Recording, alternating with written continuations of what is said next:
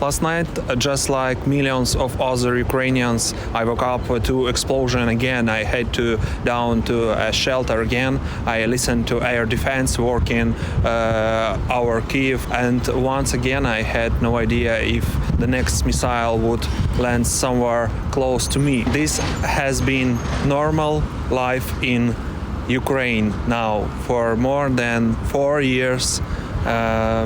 Now in this war. Right behind me is Nova Poshta, a delivery center that was hit by a Russian missile today. Just look at this: broken walls, smashed windows, twisted metal, and clear scene of a direct missile strike. That's why it's so hard for me to read of heard people abroad telling the war that's really happening in Ukraine when they never live here, not even for one day. So if you want to hear about this war from someone who actually lives here, works as journalist, talks to soldiers, politicians and source every day and sees the result of this war with own eye, make sure to subscribe this channel. Right now I'm standing at one of today's strikes city. Behind me is what's left of this Nova Poshta logistics center. Just yesterday people were working here, short packages that were about to be sent all over Ukraine. Today is destroyed.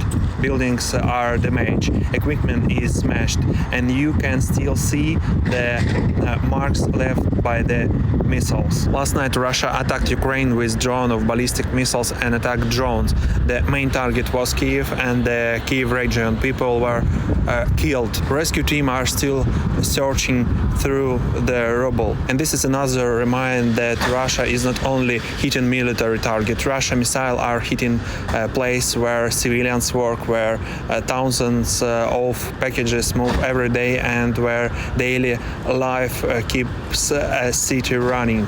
Today I will show you exactly what happened here, what we know so far about this attack, and why this strike could tell us a lot about how Ukraine is changing the way it attacks. There is one more thing about this attack that deserves attention. According to early reports, Russia may have used ballistic missiles with cluster warheads. What does it mean? A normal missile explodes in one place. A cluster warhead opens in the air and spreads many small bombs over a large area. The goal is not to hit one building. The goal is to hit as much area as possible. That's why this kind of weapon is so dangerous.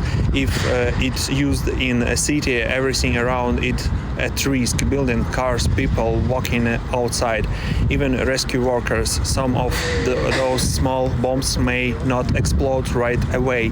They can stay on the ground and kill people long after the attack is over. So the big question is, why use this kind of warhead here?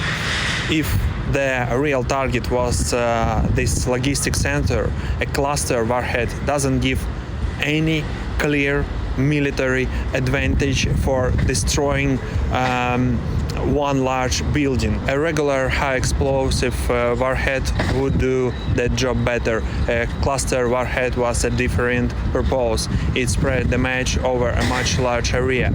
It can hit near buildings, vehicles, and roads, equipment, and anyone who happened to be close. If this kind of weapon is used a crowded area of against civilian infrastructure, the risk for civilian goes up dramatically. Now let's look at the international side of this story. After today's attack, President Volodymyr Zelensky said many of these deaths could have been prevented if Ukraine had enough interceptor missile for its Patriot air defense system. According to him, the shortage of those missiles allowed Russian ballistic missile to get through. And that brings us to the biggest political question. For weeks now, Kyiv and Washington have been talking about the future of Patriot missiles. At the end of July, Donald Trump said he was not ready to approve Ukraine production Patriot interceptor missiles under a US license. He said the technology is too sensitive. But today, Reuters report something important. Even though Trump has been publicly skeptical, talks between the United States and Ukraine are still going on. According to Reuters, both sides are discussing different options, from making some parts in Ukraine to final assembly in Europe. When you look at the bigger picture, it becomes clear that the talks are not over. Washington still seems to be looking for a way to strengthen Ukraine's air defense without giving away its most sensitive military technology. And today's attack only makes Ukraine case stronger. Russia is using ballistic missiles more and more often. Right now, Patriot is one of the very few systems that can stop them.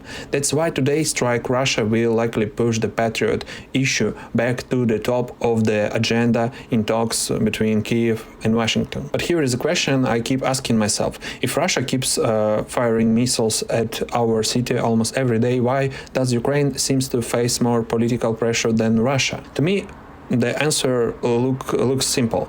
It feels like the Trump administration has chosen to put the strongest pressure on the weaker side.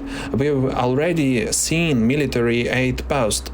We've seen intelligence sharing stopped for a time, and now we see more delay around Patriot missiles. Washington says it's about protecting sensitive technology and following its own rules, but here in Ukraine the result looks very different.